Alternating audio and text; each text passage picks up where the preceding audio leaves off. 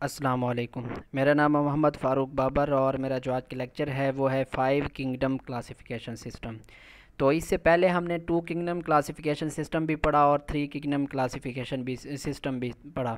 تو اس میں ہم نے دیکھا تھا کہ وہ دونوں سسٹمز جو تھے کنگڈم کلاسیفیکیشن سسٹمز تھے، انہوں نے پروکریاٹس اور یوکریاٹس میں فرق کو واضح نہیں کیا، یعنی کہ پروکریاٹس کون سے تھے جن میں واضح نیوکلیس نہیں تھا اور یوکریاٹک سیل وہ تھے جن میں واضح نیوکلیس تھا۔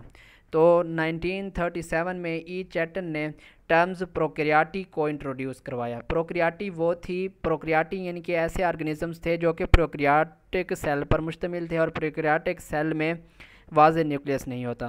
تو اس نے پروکریاٹک کی جو ٹرم تھی اس کو بیکٹیریا کو ڈسکرائب کرنے کے لیے اس کو انٹروڈیوس کروایا، اور اس نے یوکریاٹک کی ٹرم بھی انٹروڈیوس کروائی۔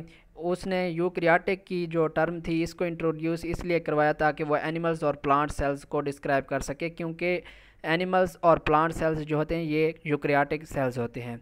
تو اس کے بعد 1967 میں رابرٹ ویٹیکر نے 5 کنگڈم کلاسیفیکیشن سسٹم انٹروڈیوس کروایا۔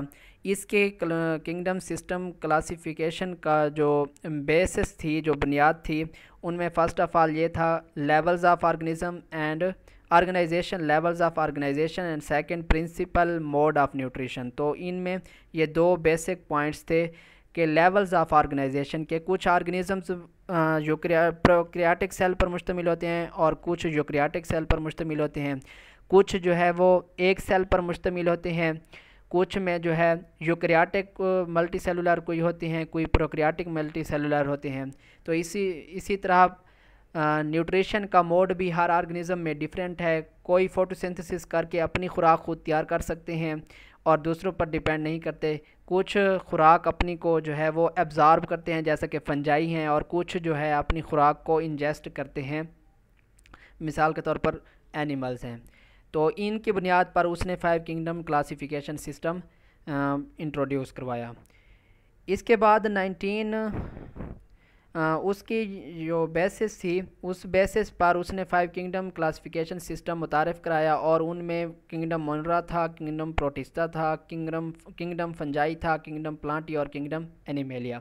تو ان 1988 مارگولس اینڈ شوارٹز نے اس کا جو ویٹیکر کا پیش کیا گیا 5 کنگڈم کلاسیفیکیشن سسٹم تھا اس کو کچھ موڈیفائی کیا۔